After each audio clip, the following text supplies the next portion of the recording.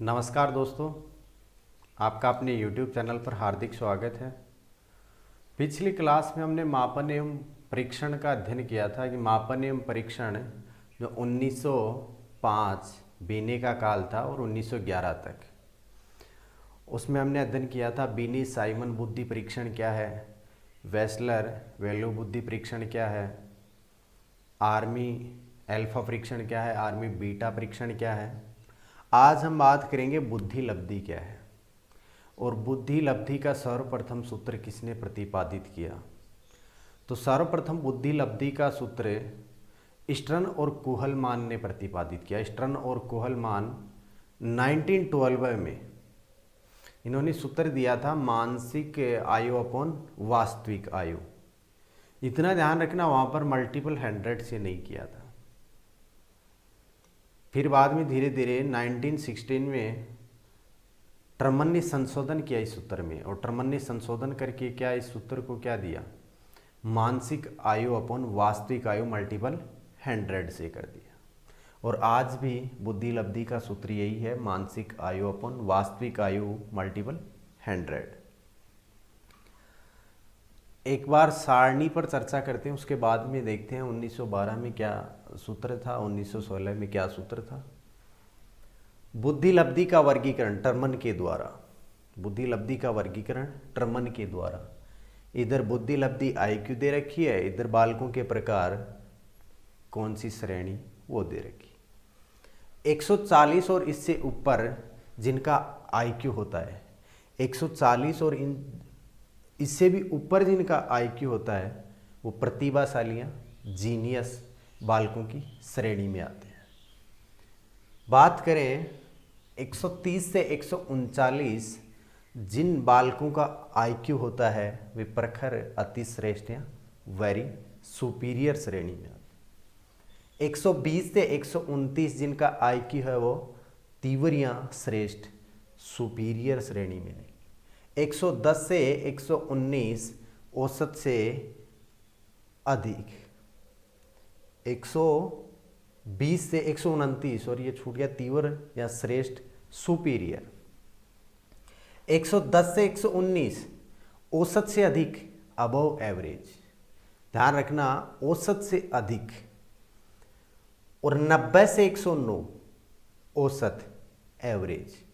जिनका आईक्यू 90 से 109 होता है वो औसत या एवरेज श्रेणी में आते हैं। 80 से 89 मंद या मंगोलिज्म या पिछड़े या बैकवर्ड बालक जिनको बोला जाता है।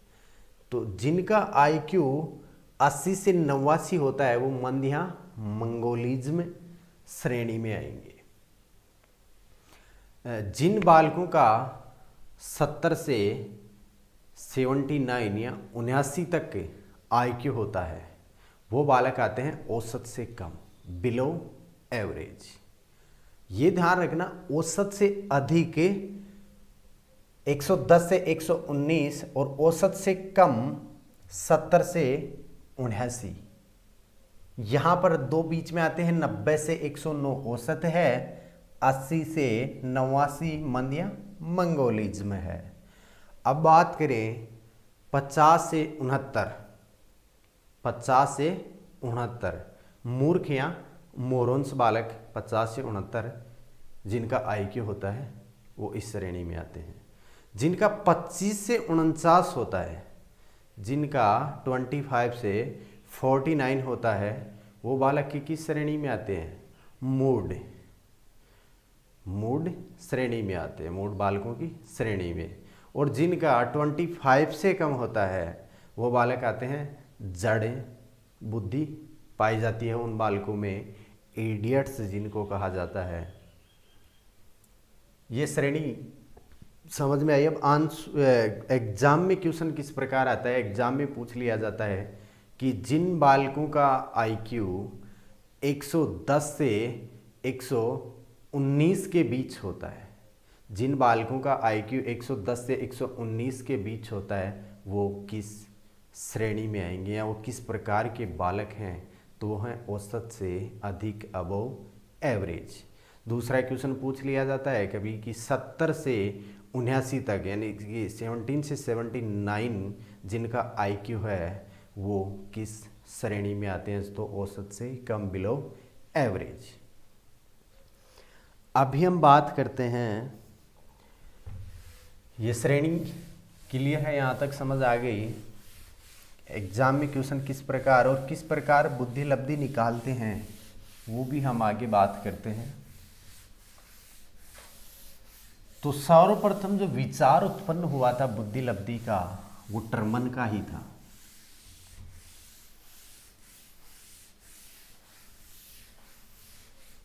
उन्नीस सौ 12 में स्टर्न और कोहलमान ने 1912 की बात करें तो स्टर्न और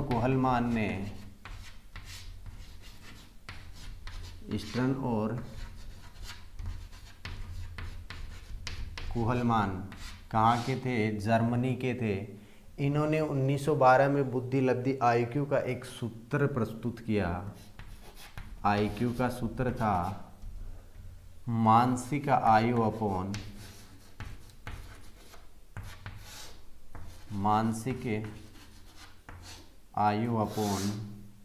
वास्तविक आयु। मानसिक आयु अपॉन वास्तविक आयु बुद्धि लब्धि का सूत्र था। अब यह सूत्र दिया किसने? बुद्धि लब्धि का यह सूत्र स्टर्न और कोहलमान ने कब दिया? 1912 में। और 1911 में बीने की मृत्यु हो चुकी थी। 1911 में बीने की मृत्यु हो चुकी थी। तो इस काल को बीने के बाद का काल कहा जाता है, 1911 के बाद का। बुद्धि लब्धि का यही सूत्र स्टर्न और कोहलमान ने दिया, मानसिक आयु अपॉन वास्तविक आयु। 1916 में 1916 की बात करें तो टर्मन के द्वारा इस सूत्र में संशोधन किया गया। टर्मन के द्वारा संशोधन किया गया। अब संशोधन क्या किया गया? इन्होंने दिया बुद्धि लब्धि आईक्यू मानसिक आयु, या शॉर्ट फॉर्म लिख देते हैं, मानसिक आयु को क्या कहा जाता है? Mental as. और वास्तविक आयु को क्रोनोलॉजिकल एज या सीए। तो मानसिक आयु MA upon chronological age CA को मल्टीपल 100 से कर दिया। क्या किया? मल्टीपल 100 से कर दिया। और इस सूत्र में जो मान दिए हुए हैं उनको रखने पर आईक्यू आ जाती है किसी भी बालक की, कितना आईक्यू है। क्वेश्चन करते हैं आईक्यू कैसे निकाली जाती है। और आज जो ये MA अपॉन CA मल्टीपल 100 है, यही सूत्र है बुद्धि लब्धि का। यदि किसी बालक की मानसिक आयु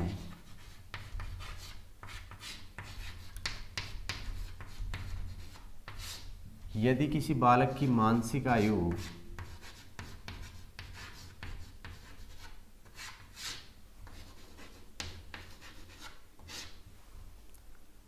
4 वर्ष है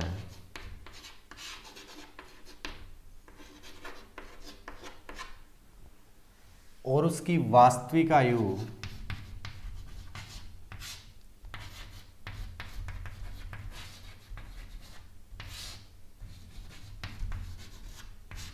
5 वर्ष है, तो बुद्धि लब्धि, तो उसका आईक्यू कितना होगा? ये क्वेश्चन है। तो बालक की मानसिक आयु 4 वर्ष है, पहले यहाँ सूत्र लिखते हैं आईक्यू का MA upon CA multiple 100। Mental as मानसिक आयु 4 वर्ष, क्रोनोलॉजिकल एज या वास्तविक आयु 5 वर्ष, मल्टीपल 100 से, तो उस बालक का आईक्यू कितना होगा? 80। आईक्यू कितना है? 80। अब पूछ लिया जाए कि जिस बालक का आईक्यू 80 है वो किस श्रेणी का बालक है या किस प्रकार का बालक है, तो 80 से 89 मंद या मंगोलिज्म या पिछड़े बालक उस श्रेणी में रखे जाते हैं। भी ध्यान रखना, यही मान लो किसी बालक की मानसिक आयु 13 वर्ष है और उसकी वास्तविक आयु 10 वर्ष है,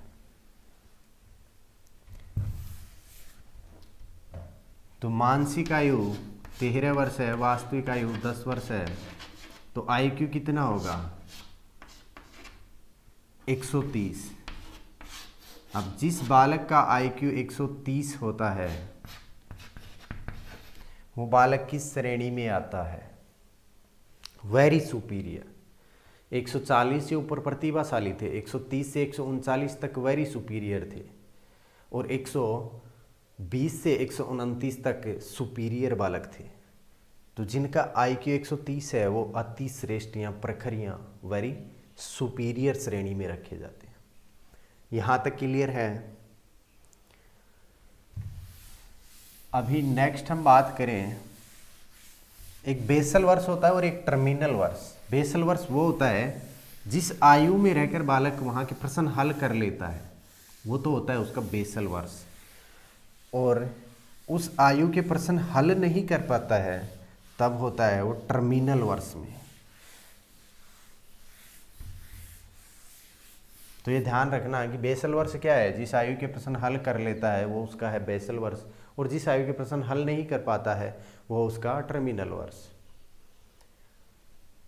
अभी पिछली क्लास में हमने अध्ययन किया था कि बीनेस साइमन बुद्धि परीक्षण क्या है, आर्मी एल्फा परीक्षण क्या है, आर्मी बीटा परीक्षण क्या है, वेसलर वैल्यू बुद्धि परीक्षण क्या है। इन परीक्षणों पर पिछली क्लास में हमने अध्ययन किया था। अब बात करते हैं हम व्यक्तिगत बुद्धि, व्यक्तिगत परीक्षण और सामूहिक परीक्षण क्या है बुद्धि के।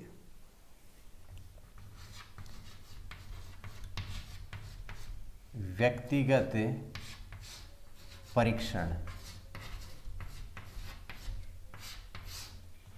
और दूसरा है सामूहिक परीक्षण।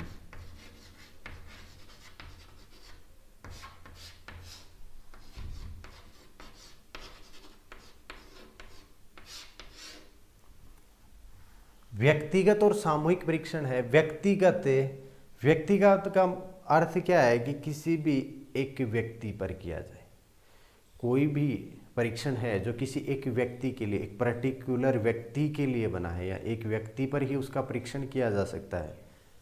सामूहिक परीक्षण की बात करें तो यह किसी एक व्यक्ति विशेष पर भी लागू होता है और एक समूह के व्यक्तियों पर भी लागू होता है कि एक समूह में भी इस परीक्षण का संपन्न किया जा सकता है। तो पहला पॉइंट क्या है इनका? यह व्यक्ति विशेष के लिए होता है, यह एक व्यक्ति पर किया जाता है।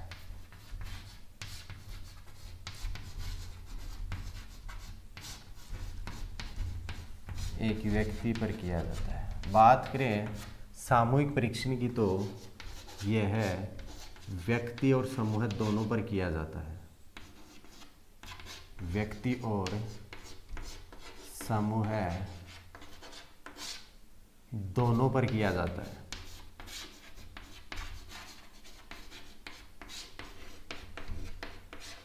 आर्मी एल्फा परीक्षण, आर्मी बीटा परीक्षण नहीं किए गए थे। दूसरा है कि यह एक व्यक्ति पर, यह व्यक्ति और समूह दोनों पर किया जाता है। यह बच्चों और वयस्कों दोनों के लिए है। यह परीक्षण बच्चों और वयस्कों दोनों के लिए है, लेकिन यह केवल वयस्कों पर ही किया जाता है। यह वयस्कों है, बच्चों दोनों पर किया जाता है। बच्चों दोनों पर किया जाता है।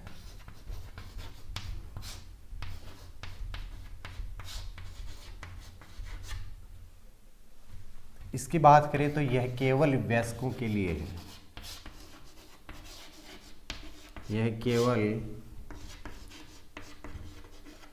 वयस्कों के लिए है।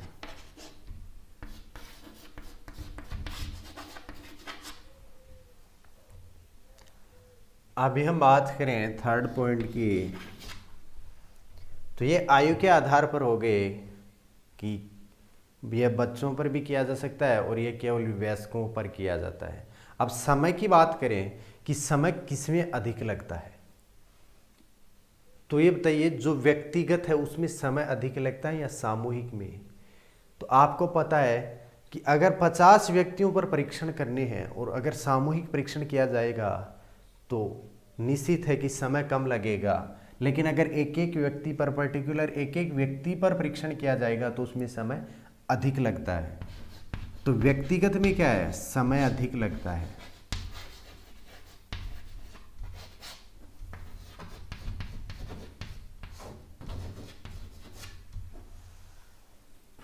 और बात करें इसमें तो समय कम लगता है।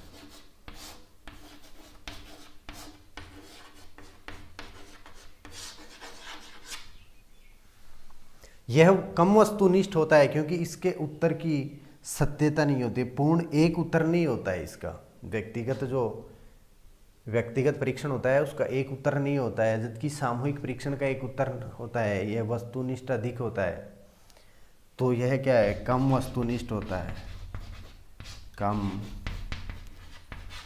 वस्तुनिष्ठ होता है। और इसकी बात करें तो यह अधिक वस्तुनिष्ठ होता है।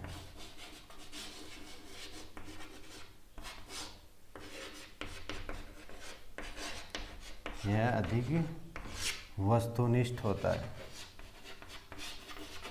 अगर विशेषज्ञों की बात की जाए, विशेषज्ञों की बात की जाए तो इसके लिए अधिक विशेषज्ञों की आवश्यकता होती है। जैसे मनोवैज्ञानिक है, शिक्षित मनोवैज्ञानिक हैं, उन सब की क्या है, जो विशेषज्ञ हैं इनकी में विशेषज्ञों की अधिक आवश्यकता इसमें होती है। लेकिन सामूहिक जो टेस्ट होता है, सामूहिक जो परीक्षण होता है उसमें विशेषज्ञों की इतनी आवश्यकता ही नहीं रहती है।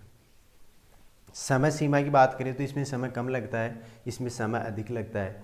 तो इन आधार पर अगर देखें तो सामूहिक जो परीक्षण होता है वो बेस्ट परीक्षण होता है। सामूहिक परीक्षण का यूज ज़्यादा किया जाता है जाए व्यक्तिगत परीक्षण के। तो बुद्धि लब्धि का सूत्र था 1916 में संशोधित सूत्र है, जो ही आज प्रचलित सूत्र है। एग्जाम में पूछा भी जाता है डायरेक्ट कि बुद्धि लब्धि का क्या सूत्र है। तो याद रखना, मानसिक आयु अपॉन वास्तविक आयु मल्टीपल 100। एग्जाम में ऑप्शन में ये भी मिलता है कि वास्तविक आयु अपॉन मानसिक आयु, लेकिन वो गलत है क्योंकि मानसिक आयु अपॉन वास्तविक आयु होता है MA अपॉन CA होता है, बल्कि CA अपॉन MA नहीं होता है। तो ये ध्यान रखना। यहाँ तक आपका बुद्धि का मापन एवं परीक्षण भी हो गया कंप्लीट। अब हम नेक्स्ट बात करेंगे संवेगात्मक बुद्धि, इंटेलिजेंस, इमोशनल इंटेलिजेंस क्या होता है, संवेगात्मक बुद्धि क्या होती है, उस पर चर्चा करेंगे।